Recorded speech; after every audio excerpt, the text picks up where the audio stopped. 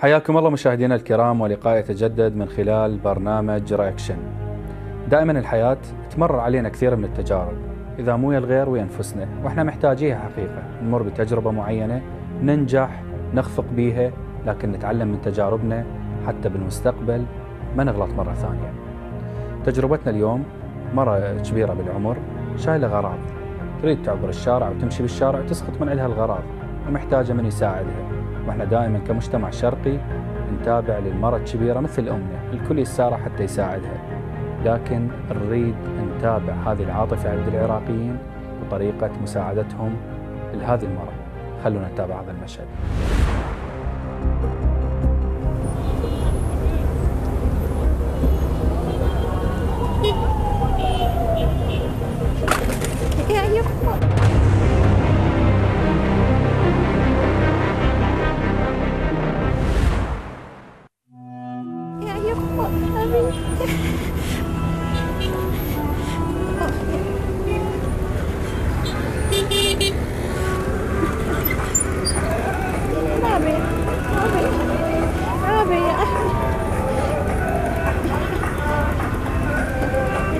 والله يما رحم الله والدي، يعطيك العافية. هنا على باب الله؟ اي والله على باب الله، رحم الله والدي.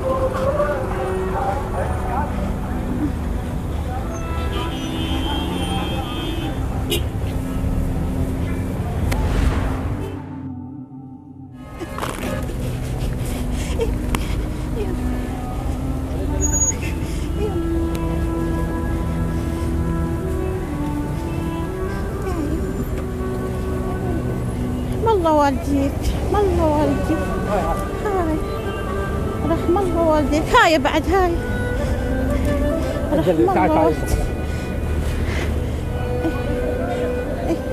رحم الله والديك.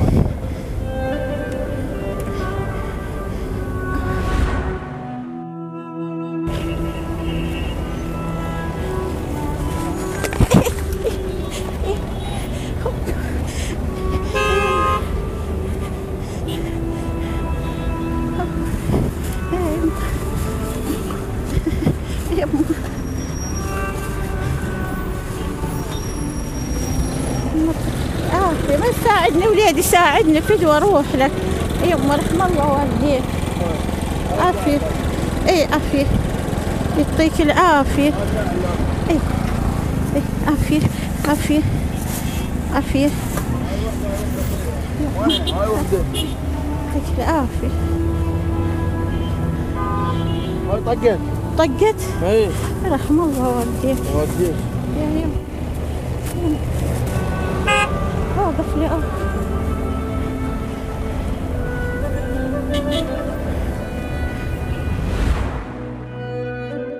تابعنا من خلال المشهد ردود أفعال الشارع وطريقة المساعدة اللي حبوا يقدموها للمرأة اللي سقطت أغراضها، وشنو كانت طرق المبادرة بالمساعدة.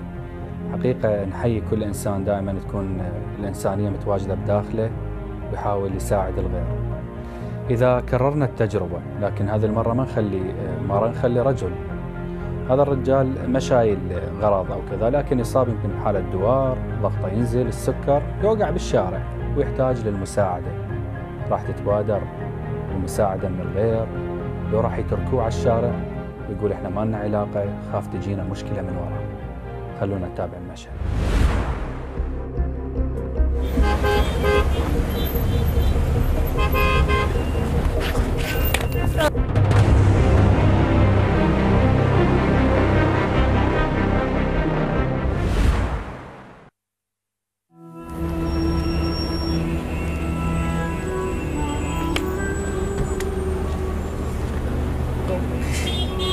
وينك يا شريف؟ بس شوي واحدة. رحم الله والديك.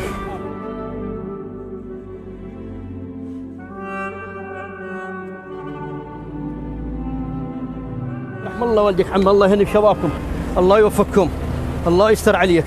تعال وصلني للشارع. رحم الله والديك. هناك عبرنا عمي. تعال يحفظ لك حمودي. اي والله عمو رحم الله والديك. بس دقيقة عمو، هنا دير بالك.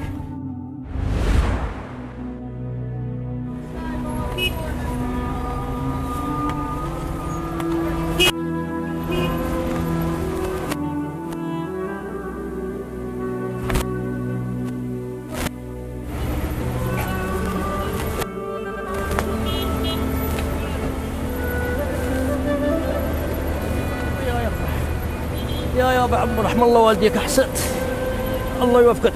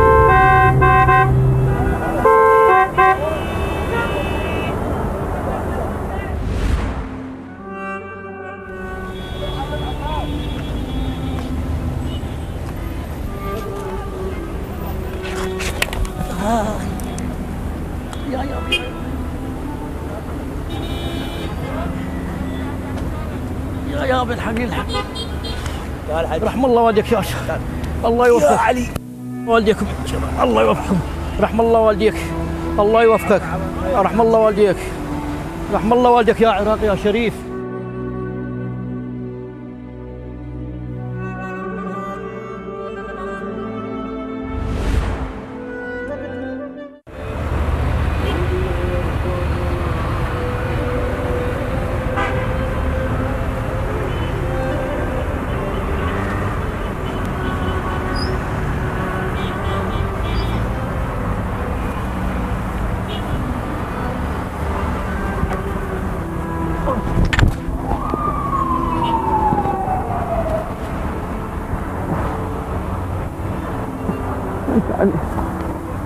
الله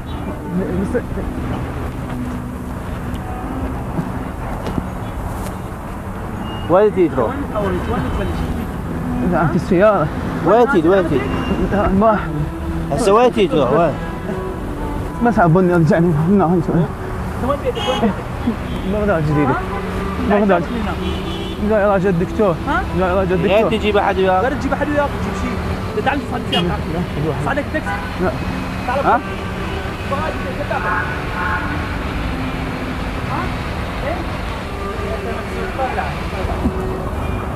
ها؟ تعال ابو تاكسي، تعال. تعال نجيك وانت تعال. يلا يا تاخذ قضاء جديده. ها؟ يلا صعد صعد مسدر منك. صعد منك.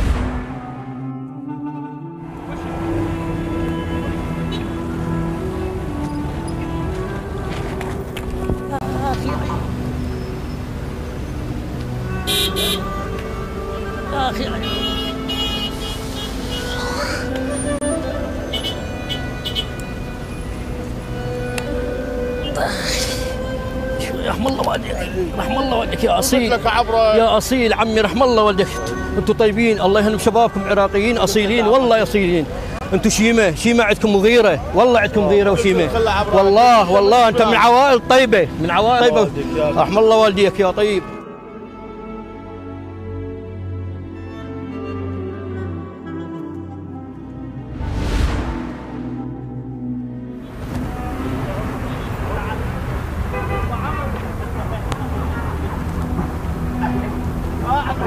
علي علي.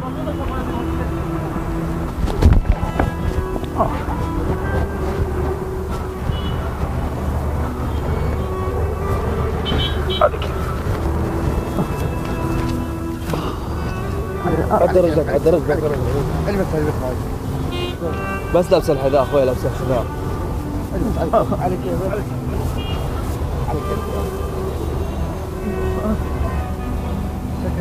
على كيف على كيف. لك هاي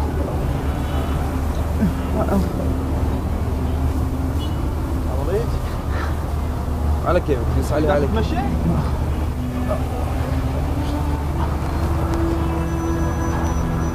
هاي بس لبسيها عاد لا تفلت بس نسكر زين. بس ندعي علي دقيقة. وقف هاي دقيقة. شكلي طب بيتي. بس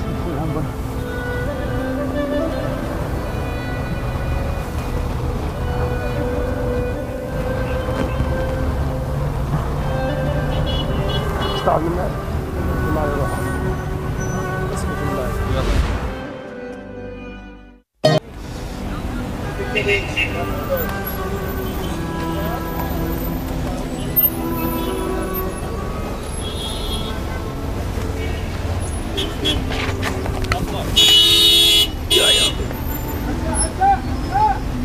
يا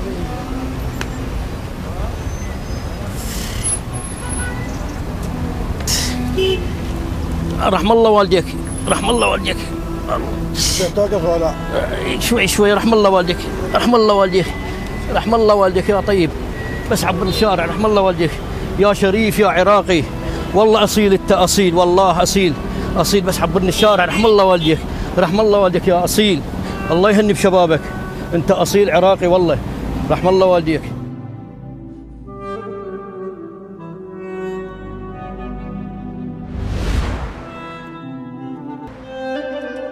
تابعنا من خلال هذا المشهد ردود أفعال الشارع وطريقة المساعدة لهذا الرجل اللي صابه حالة من الدوار، وقع بالشارع والكل ساعدوه.